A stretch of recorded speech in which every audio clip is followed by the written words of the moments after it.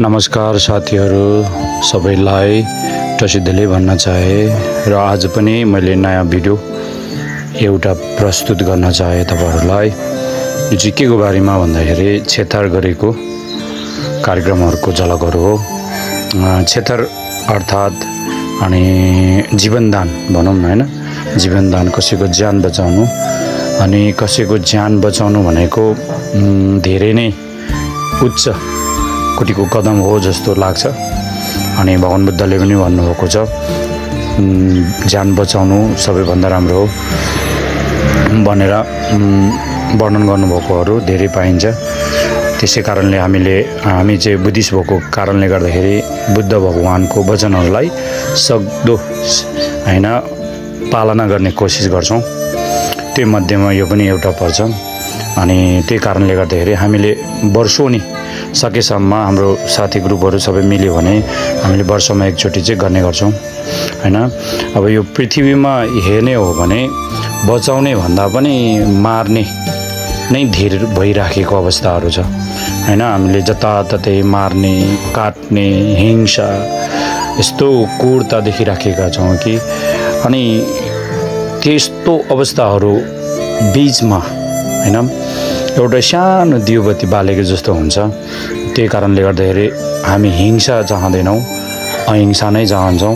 त्यही कारणले गर्दाखेरि यो कदम चाहिँ एउटा अहिंसाको बाटोतिर लम्किने एक कदम हो जस्तो पनि लाग्छ।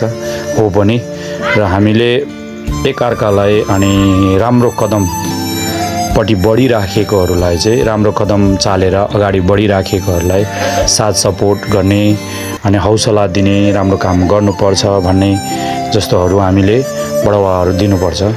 अनि नाना प्रकारको अनि नराम्रो सोचहरु व्यक्त गर्नु भन्दा पनि अरु के पनि गर्न सकेन भने हो राम्रो साधुवाद हैन राम्रो काम मात्रै भन्दिदा पनि हुन्छ, हौसला मिल्छ। र फेरि पनि यसरी नै अरूको प्राण बचाउने, अरूलाई सहयोग साथ सपोर्ट गर्ने भन्नेहरु चाहिँ मनमा विकास हुन्छ र साथ सपोर्ट गर्नुपर्छ आफ्नो योग्यता अनुसारले भन्नेहरु जस्तोहरु अनि हामीले हाम्रो मनभित्र गोद्नु सक्छ र अनि त्यहाँदेखि अगाडि बढाउन सकिन्छ। भगवान बुद्धले पनि भन्नुभएको छ पहिला सोच बनाउनु पर्छ अरूको हित गर्ने भनेर, पछि चाहिँ अनि त्यो सोच अनुसारले आफ्नो जीवनमा उतार्ने कोसिस पनि गर्नुपर्छ भन्नेहरु अनि भन्नुभएको छ।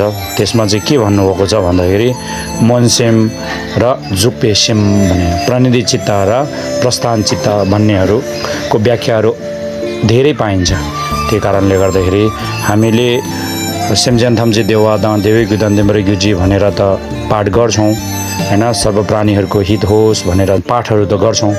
त्यस्तै व्यवहारमा उतार्ने एउटा कदम पनि हो यो। त्यही कारणले गर्दाखेरि हामी सबै मिलेर अझ यो कामलाई अझै बढाउँदै जाने सक्यो भने यो वर्ष भन्दा अर्को वर्ष एकदमै राम्रो गर्ने